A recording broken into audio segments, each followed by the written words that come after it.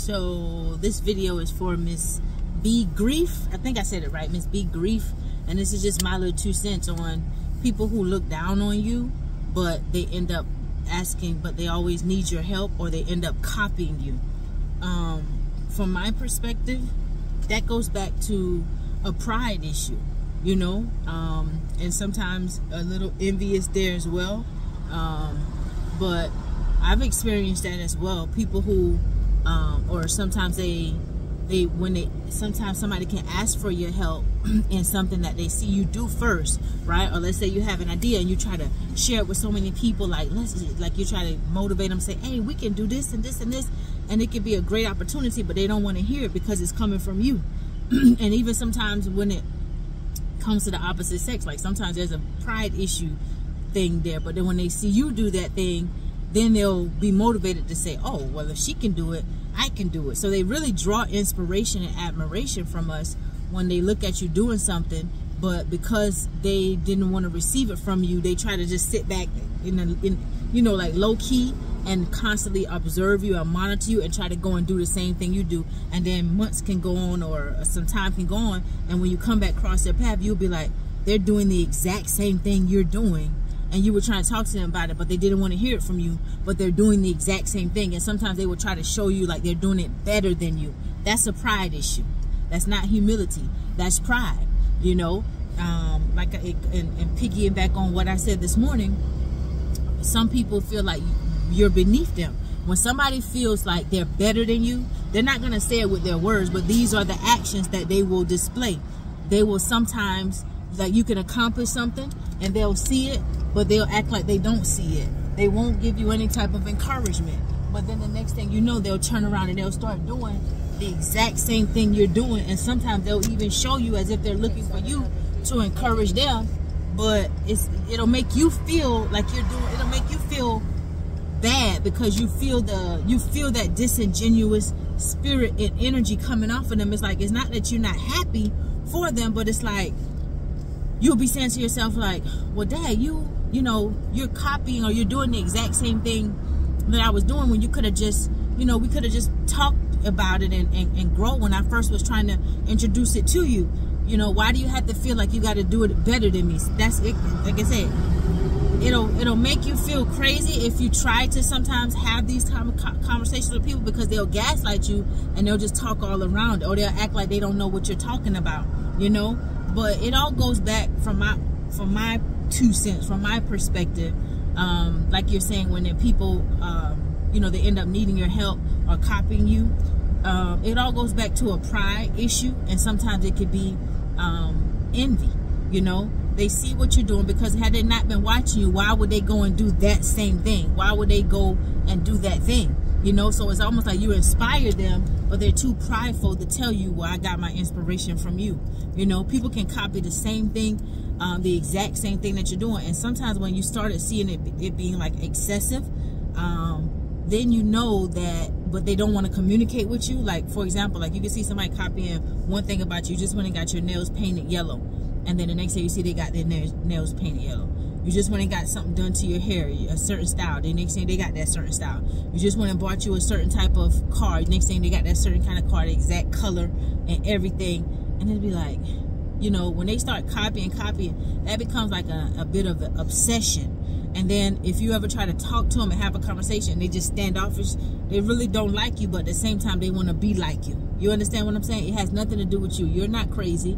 You're not the problem. We just have to keep on living our life and just moving around these people. So when you start putting distance, sometimes they'll try to say, oh, you acting funny, or oh, you this. They probably know that you're a kind person, but sometimes people will take that kindness for weakness and think they can just steal your whole individuality from you and just keep you on mute. They want you to shut up, sit under me, sit still. That's like, for example, you can have somebody who's in a leadership position, and you could maybe look up to them or admire them in some kind of way, and you could be up under them, supporting them, acknowledging them, you know, just encouraging them, pouring into them, and they can act like they just don't see you, but they'll start taking things from you. Sometimes they'll start stealing some of your creativity, or they'll get ideas from you because you know they're watching you, but they won't come out openly, or they won't ever publicly, you know, give you any type of encouragement or acknowledgement to say, you know what, you inspired me to do this, you know, or they'll put something out. They won't add your name to it because they've taken that thing from you. That goes back to also a spirit of covetousness,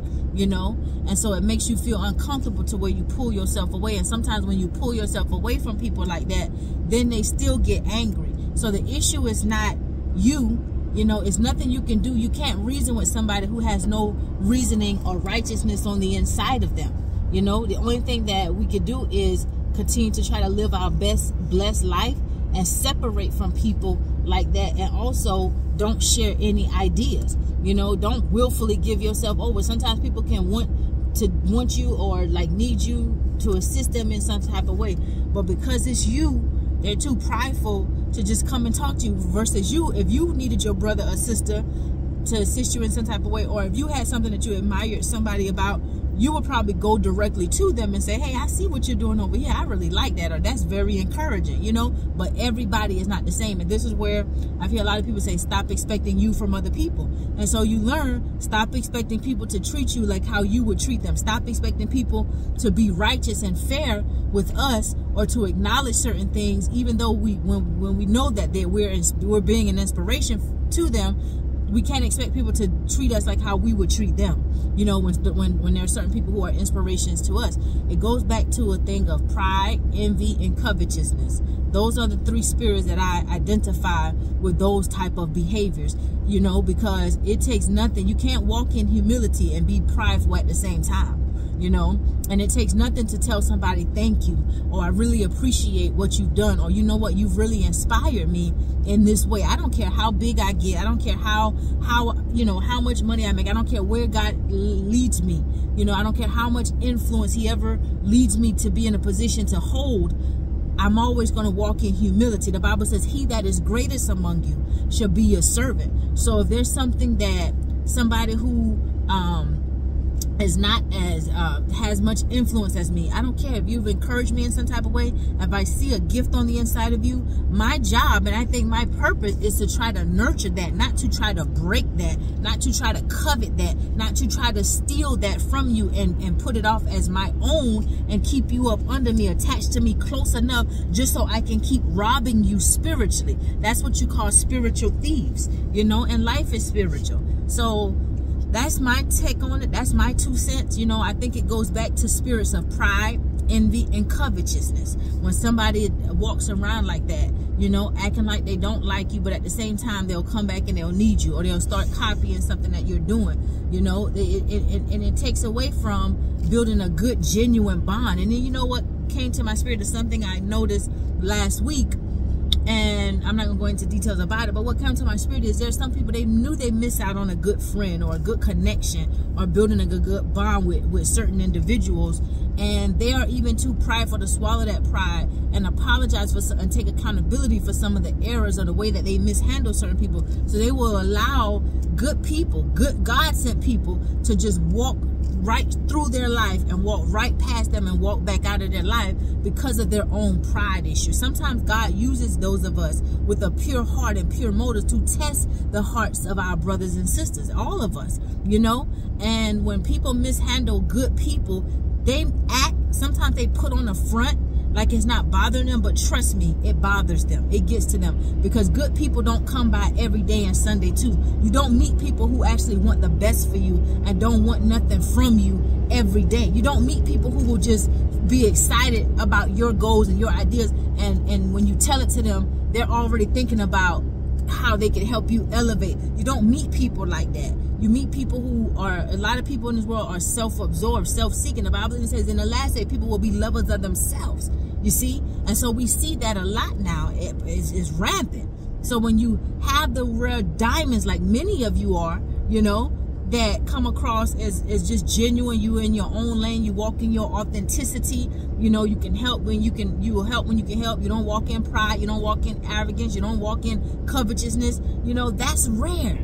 But there are some people who are too prideful to humble themselves and show you the respect and honor that you need, so you move around them people. Don't try to negotiate with them. Don't try to reason with them, because you can't reason. Righteousness can't reason with unrighteousness. Light and darkness will never mix. The darkness will never comprehend the light. The dark always try to put out the light. And so your light exposes all the negative character flaws within their spirit. Just by you being your natural, humble, authentic self, you're exposing their pride. You're exposing their covetousness. They don't like you, but they still come back and copy you.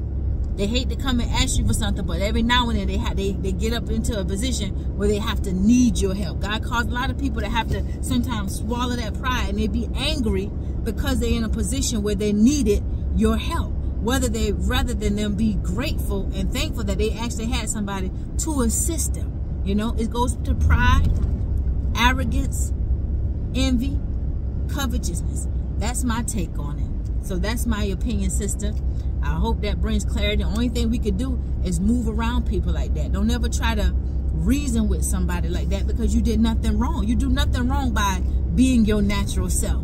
You do nothing wrong by that. There are some people who see you and they see you growing and how ambitious you are, and they realize, dang, I should have, you know, I could do more. You know, they get inspired, and it's a good thing. And they'll tell you, you know, and they'll give you feedback, which encourages your light, you know. But then there are some that will see you and they feel less than within themselves, and not nothing that you did, but sometimes they take it out on you. And then they'll try to, you know, they start feeling some type of way in their own mind, saying, well, I can do that too, or I should be doing this. And they start doing things, but then you notice they start like this secret competition, trying to compete with you, you know, and that's very, very unhealthy. You got to get away from people like that. It's toxicity, and you don't deserve that. You don't deserve for nobody to take your kindness for weakness. You don't deserve to nobody to try to beat up on you and compete against you simply because they feel some type of way about your strengths. You deserve people who are going to reciprocate your kindness, people who are going to pour back into you, nurture and foster the strength that they see on the inside of you, and not try to weaken you in no kind of way. Help you maybe correct some things about yourself if they see some flaws, but help you perfect yourself so that you can continue to grow, evolve, and be the best version of yourself. You know, you don't need people that pulling you back, people that pull you forward. And when you don't have that, that's why you got to be comfortable being your own best friend. You will never hurt yourself, right?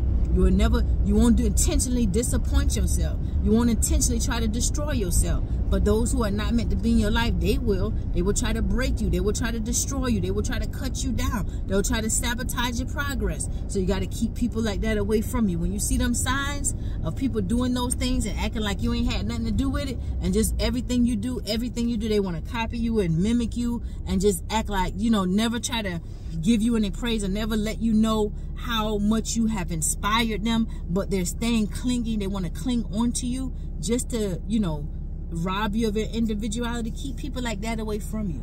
Keep people like that away from you, you know, and just keep doing your thing. You know, that's all I got to say.